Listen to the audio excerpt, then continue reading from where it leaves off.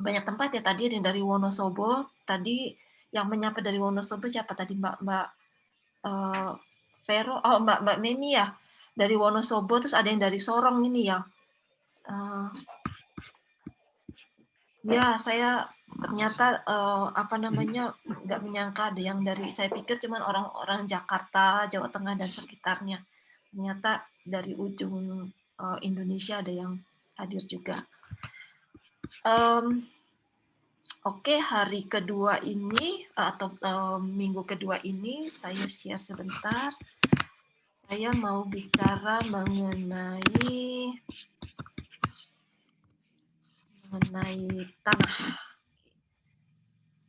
Nah, dari video yang dulu, yang pertama kali saya sampaikan mengenai terjadinya bumi itu, mungkin masih ingat teman-teman bahwa dalam proses menuju dari ledakan pertama sampai ke bumi itu, sekitar 7 miliar tahun lebih, nggak kebayang ya, 7 miliar tuh kayak apa, kayaknya nggak bisa masuk masuk masuk, pemikiran kita gitu.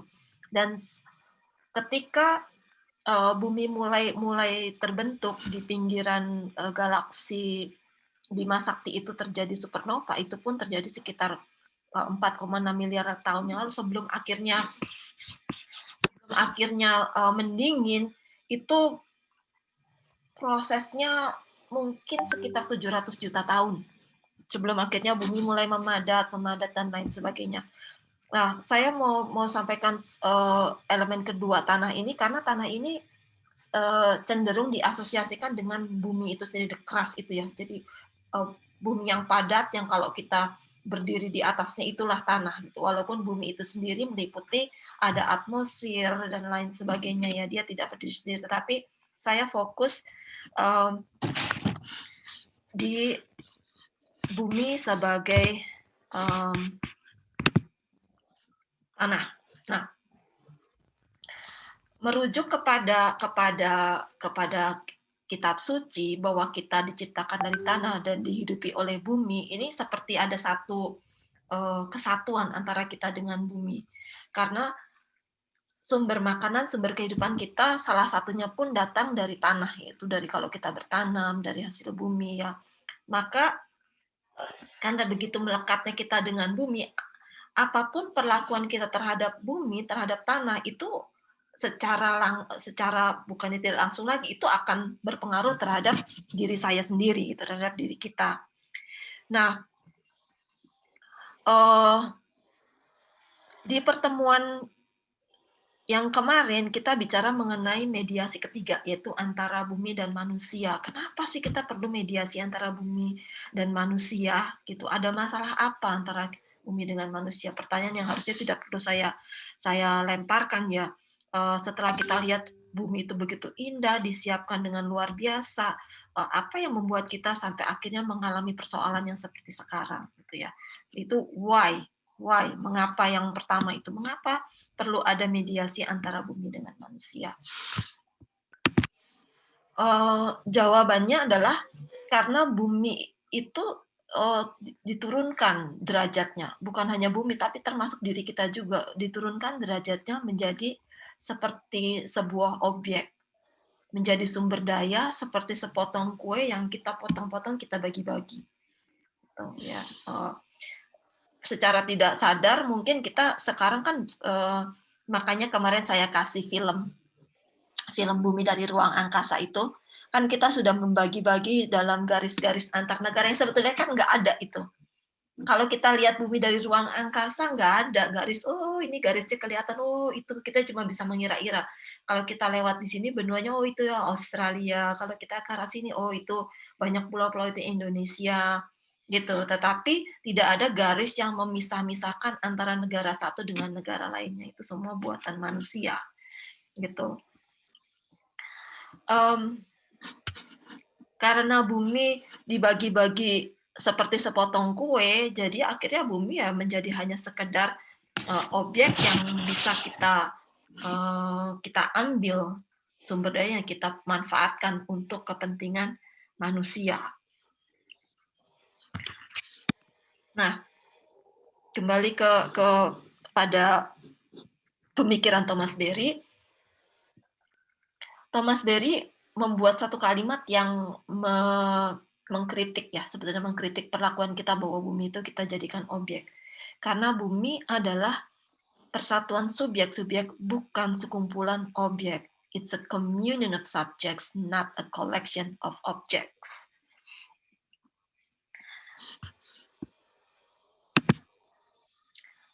Nah, karena persatuan yang disampaikan Thomas Berry itu bahwa bumi itu persatuan subjek-subjek, maka bisa dikatakan bumi dan manusia adalah integral. Kalau integral itu artinya sesuatu yang tidak bisa dipisahkan. Kalau buminya terjadi sesuatu di bumi, terjadi pada kita juga. Ya, atau dalam bahasanya Thomas Berry, what happened to the outside world happened to the inner world. We cannot have healthy people on a sick planet. Apapun yang terjadi di bumi, di luar, di tanah, itu akan terjadi juga dalam diri kita. Sekarang ketika bumi mengalami chaos, mengalami apa, dunia dalam kita pun kalau sebetulnya kita merenung itu juga mengalami kekacauan-kekacauan yang dialami oleh bumi.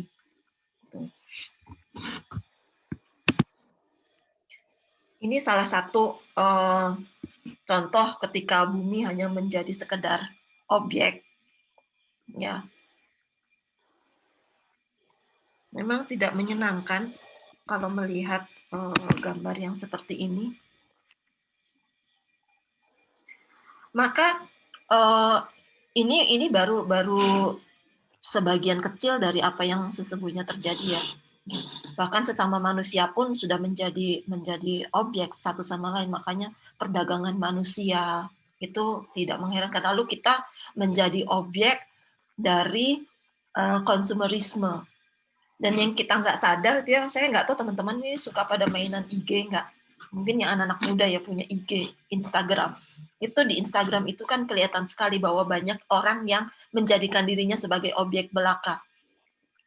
Ya, misalnya baju atau kosmetik yang dan orang tuh menikmati dirinya menjadi objek perhatian dari orang lain. Kehilangan subjektivitas sebagai subjek gitu ya. Ini sesuatu yang sebetulnya sangat memprihatinkan ya. Nah, apa yang bisa kita lakukan ketika semua menjadi sekedar objek belaka, ketika bumi menjadi objek yang bisa kita jarah, kita ambil semaunya, dan kenyataannya sekarang sudah semakin kerusakannya semakin parah. Saya nggak mau terlalu banyak soal statistik, yang ngomong statistik teman-teman pasti udah kenyang statistik berapa hutan yang setahun habis dipotong, lalu berapa prosentase gajah yang sudah hilang, singa, kemudian pembunuhan orang hutan, plastik di laut dan lain sebagainya. It's too much ya. Yang kita fokus di sini adalah dengan kondisi yang seperti ini, kondisi bagaimana mengembalikan kondisi kita supaya kita punya relasi yang bisa subject to subject. Tentu yang pertama harus dilakukan adalah bagaimana caranya kita bisa mengembalikan. Sebetulnya saya nggak terlalu suka dengan istilah menyembuhkan bumi gitu ya. Kayaknya menyembuhkan bumi gitu ya. Ya memang sih kita yang merusak, kita menyembuhkan, tetapi mungkin kesembuhan itu datangnya dari mulai dari diri kita. Gitu. Bagaimana, apa yang bisa kita lakukan?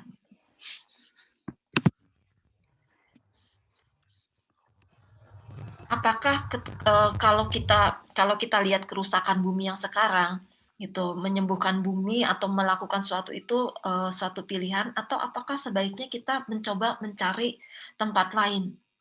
Gitu. Kayaknya kalau misalnya dalam waktu 20-30 tahun sudah tidak ada harapan, apakah tidak sebaiknya kita mulai melirik planet lain? Di sini minggu lalu ya, mungkin Pak Heru sebagai orang dari LIPI tahu bahwa sekarang itu sedang ada proyek Perseverance, namanya robot yang sudah mendarat di Mars dan sedang scouting, sedang window shopping di sana, mengirim data-data apa yang dia lihat di sana. Nggak ada apa-apa tuh, kayaknya sih batu aja, nggak ada pohon kelapa, nggak ada air terjun, nggak ada itu.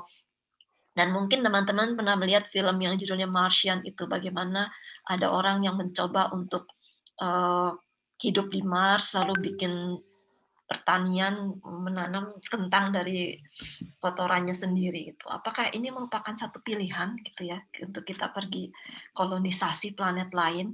Tidak cukupkah kita melakukan kolonisasi di planet bumi, menjarah kolonisasi abad-abad, eee, sekitar tahun 1600-an ketika era first colonialism itu lagi mulai kan Indonesia dijajah sekian lama, lalu Spanyol dan lain sebagainya.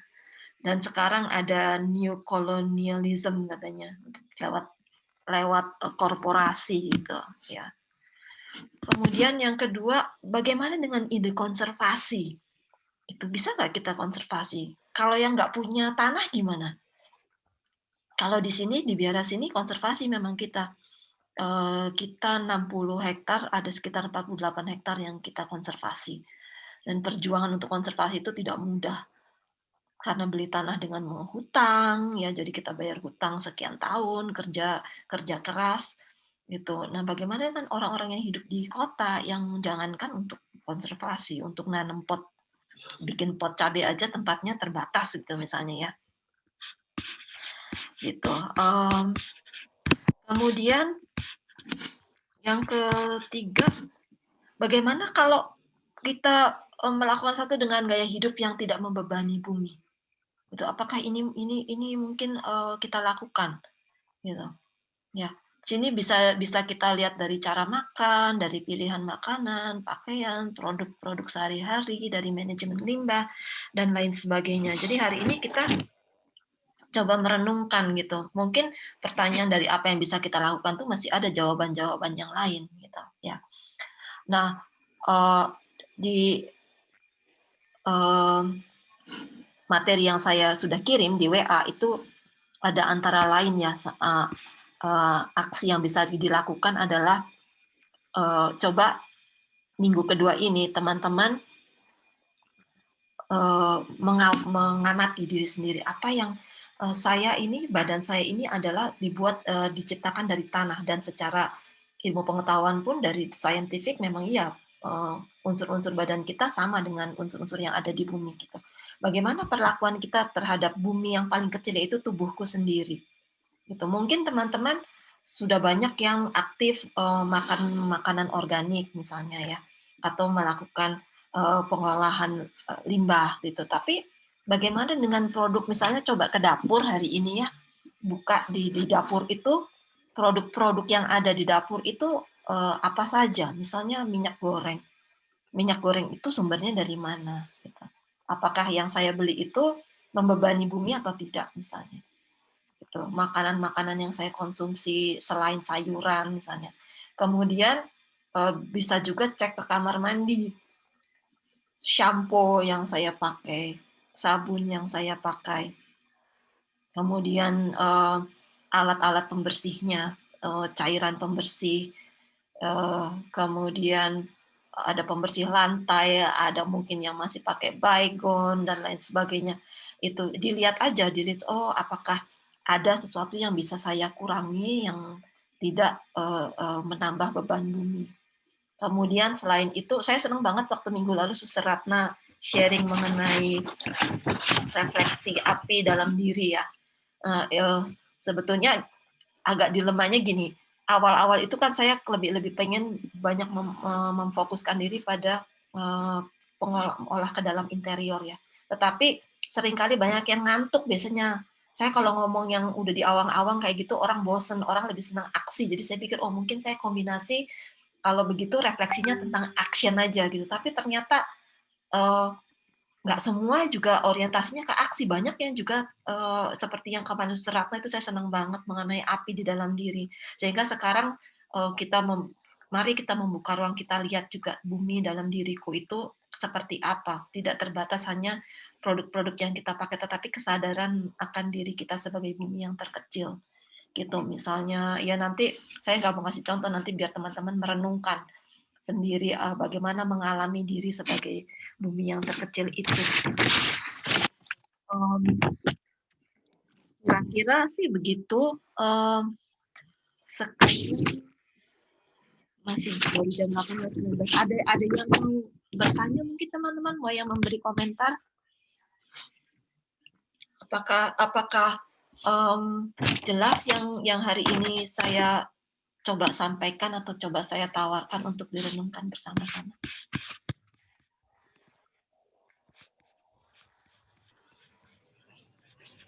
Mungkin sedikit, Suster. Ya, silakan Pak Heru. Oke. Jadi misalnya kita berandai-andai nih, Suster ya. Memang sekarang ini kondisi lingkungan itu semakin memburuk ya, sehingga kalau kita lihat ada juga seleksi alam dalam hal ini ya, karena mungkin kena pandemi, meninggal dan sebagainya. Misalnya begitu, Suster. Semua orang itu sadar ya, ya memang itu susah ya, karena para kekatnya di dalam diri manusia itu juga ada kecenderungan negatif yang ada ya. Misalnya terjadi bahwa kondisi itu harmonis gitu. Apakah bumi itu mampu juga menampung nanti jumlah manusia yang begitu besar gitu? Ini kan berandai-andai seperti kita mengandaikan misalnya Judas Iskariot tidak mengkhianati Yesus, ya. Apakah keselamatan itu juga hampir mirip, pertanyaan ini juga hampir. Tapi ini ke dalam bumi sendiri. Jika terjadi keharmonisan di dalam kehidupan di bumi, apakah bumi akan tetap mampu menampung jumlah manusia yang begitu besar ya? Itu aja, Suster. Terima kasih. Saya pernah baca, sudah cukup lama ya, berhitung bahwa sebetulnya bumi itu punya kapasitas katanya, menampung sampai 12 miliar gitu, kalau semua orang hidup ekologis. Artinya, menggunakan menggunakan, kebutuhan itu sewajarnya gitu. Yang terjadi itu kan sekarang ini seperti misalnya di Amerika ya, gaya hidupnya itu, eee, satu seolah-olah kita itu punya 5 bumi, gitu. Nah, itu yang mungkin, perlu kita renungkan ya. Sebetulnya, agak berat, karena beratnya kenapa? Karena orang mengira hidup di Amerika itu sebagai negara maju, orang tuh, kiblatnya tuh seperti ke Amerika, pengen semuanya senyaman di Amerika gitu. Tetapi sebetulnya, tidak sustainable gitu, sehingga di dalam negeri pun di sini perjuangan untuk, eee, menyadari berapa besar sih konsumsi kita gitu, karena kalau enggak ya kita nggak akan cukup. Mungkin nanti akhirnya ya terpaksa harus kolonisasi, dan saya nggak kebayang gitu hidup di planet Mars itu kayak apa gitu, orang kita dikasih tempat sudah seperti sekarang gitu. Nah, lalu yang lain adalah juga, masalah populasi ya. Gitu, banyak yang bilang bahwa sebetulnya 7 miliar itu sudah terlalu terlalu banyak buat buat bumi gitu. Walaupun, kalau saya pas pergi ke tempat-tempat ramai seperti ke Jakarta ke Terminal Senen gitu, itu, atau ke New York, di sini itu penuh dengan orang, tapi di sini di Vermont saya itu bisa nyetir dari sini, nggak ketemu orang sama sekali gitu. Ketemunya cuma pohon aja jalanan itu, karena kayaknya masih masih lega gitu ya buminya ya. Gitu, tapi masalah populasi itu juga memang menjadi pertanyaan besar karena seperti di Amerika, karena, teknologi, di bidang kesehatan dan obat-obatan itu sudah jauh lebih maju. Jadi orang itu, apa namanya, rentang hidupnya kan lebih lebih panjang di sini. Orang ada yang umur 8 tahun tuh masih nyetir gitu, dan umurnya panjang-panjang di sini dan berusaha diperpanjang sebisa mungkin. Orang hidup tapi disuplai dengan obat-obatan, anti kolesterol, anti darah tinggi, anti gula, segala macam. Jadi satu orang itu bisa minum obat sekian banyak, sama seperti waktu saya tugas di Filipina tuh gitu, satu suster itu bisa minum 5 macam obat 3 kali sehari. Biaya biaya medikal itu besar sekali itu. Itu dan itu juga terjadi juga bukan karena untuk memperpanjang umur tapi gaya hidup ya. Kemudian ada kritik di bidang kedokteran, Pak. Di bidang kedokteran itu seolah-olah tugasnya adalah menyelamatkan hidup dengan cara apapun, walaupun sudah ini memang masalah etik, masalah moralitas sebetulnya ya, apa namanya, isu moral kontemporer gitu. Apakah kan kita nggak boleh di gereja Katolik itu eutanasia gitu kan, nggak boleh, orang udah gitu tetap harus ini. Tetapi, yang saya tahu seperti misalnya kami di susteran, mungkin suster Tresina, Suster Maria, Suster Susi juga bisa mengamini bahwa kami itu punya yang namanya holographic testimoni. Itu maksudnya gini, kalau misalnya saya sakit dan saya tidak bisa itu, saya bisa memilih saya tidak mau diperpanjang umurnya dengan menggunakan alat-alat bantuan, biarkan saya secara natural gitu. Tapi juga saya tidak boleh disuntik mati gitu maksudnya. Itu jadi semua biarkan natural gitu ya. Kita tidak melanggar apa ya yang menjadi ketentuan gereja, tetapi kita secara sadar memilih tidak perlu kita diperpanjang umurnya gitu. Mungkin suster yang lain bisa menambahkan. Kemudian masalah yang agak rumit adalah karena gereja itu kan masih tidak setuju dengan keluarga berencana yang boleh hanya beberapa ini saja, beberapa metode. Salah satu yang sedang terjadi, bukannya bermaksud juga tidak apa ya, agak kurang punya perasaan gitu ya Pak. Jadi seperti misalnya sekarang ini pandemi, kalau mau dilihat secara strict mungkin ini salah satu proses alam, proses bumi mencoba mengembalikan keharmonisannya. Bahkan kalau kita percaya, teman-teman saya ada yang lebih bukan cuma bicara soal bumi dalam arti gejala natural seperti pandemi sekarang, bahkan perang, kriminalitas itu pun salah satu cara alam melalui proses chaos itu untuk menyeimbangkan. Saya juga merenungkan sih itu sebetulnya yang terjadi dengan banyak kemudian orang bunuh diri dan lain sebagainya itu apakah itu ya, mungkin itu bukan jawaban yang pas gitu. Jadi kita diajak merenungkan sebetulnya apa yang terjadi dengan bumi kita di luar dan di dalam gitu. Bagaimana mengembalikan keseimbangan ini. Kalau kita mau ngotot hidup sampai 100 tahun dengan pakai apa namanya, sekarang sebetulnya era robotik itu sudah mulai sih, sebab banyak orang-orang yang sudah pakai itu badannya sudah bukan daging lagi, dipasang pen di dengkulnya, di tulang belakangnya demi untuk memperpanjang hidup. Jadi kita sudah cyborg. Itu udah ke era ke sana. Itu mungkin terlalu panjang jawabannya, tapi kira-kira begitu Pak Heru. Ada lagi yang lain atau dia mau menambahkan, silahkan.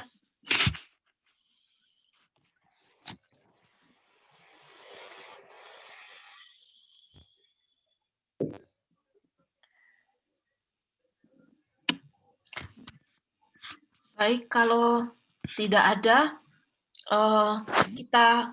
kita tutup pertemuan pagi hari ini. Sampai ketemu nanti malam setelah membaca, dan tentu setelah pertemuan tadi malam, seminggu ke depan pun sebelum masuk ke elemen ketiga, kita masih punya banyak waktu untuk merenungkan mengenai elemen kedua ini ya. Saya mau tutup pertemuan pagi ini dengan mencoba mendoakan seluruh komunitas bumi.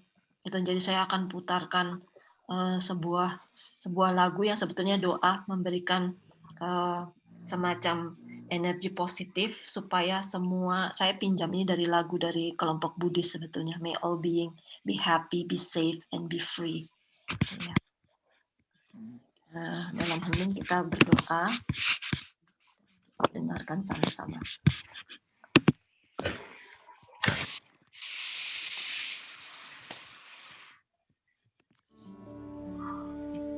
I cannot turn my eyes, I cannot count the cost of all that has been broken, all that has been lost. I cannot understand suffering that life brings, war and hate and hunger, and a million other things.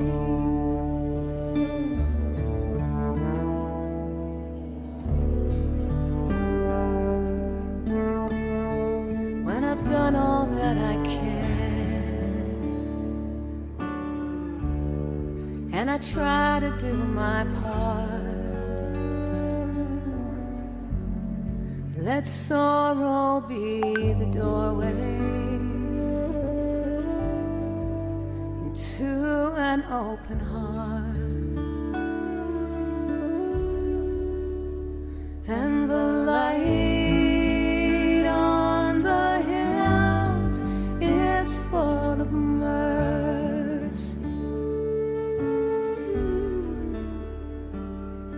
The wind in the trees, it comes to save me. This silence, it will never desert me. I long to hold the whole world in these arms. May all beings be happy. May all beings be safe.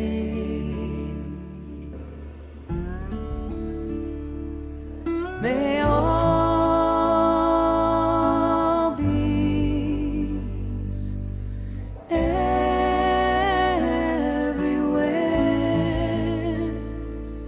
be free.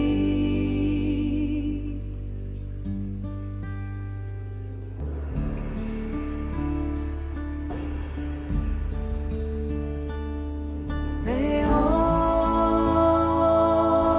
beings be happy. May all beings be safe. May all beings everywhere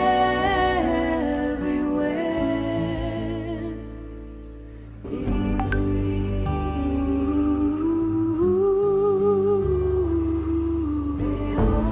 May all beings be happy. May I be happy. May all beings be safe. May I be safe. May all beings everywhere may always be free. May all beings, may you be happy. May all beings, may you be safe. May all,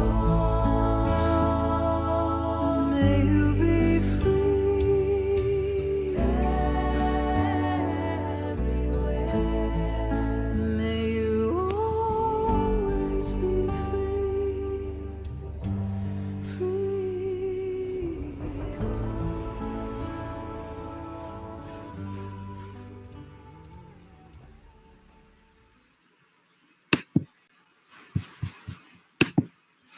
Baik teman-teman, terima kasih semuanya. Sampai ketemu lagi nanti malam. Selamat merenung. Suster, Ya, halo Suster. ya. Itu sebenarnya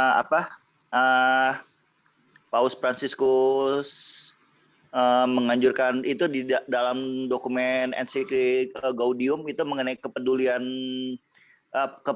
dunia juga, Suster. Di situ bahas memang di situ lebih banyaknya kepada limbah plastik yang di ininya. Bagaimana itu apa? Kita peduli dengan limbah yang ada untuk memanfaatkan di recycle, dimanfaatkan daur ulang gitu, Suster. Ya, hari ini saya sudah kirim Pak Nikolas, nanti kita lihat di Laudato Si nomor 216 ya, itu bahan renungan kita untuk minggu ini. Sampai ketemu nanti malam semua teman-teman, terima kasih sudah hadir. Ya, sampai nanti ya. Ya, Bye. terima kasih. Ya,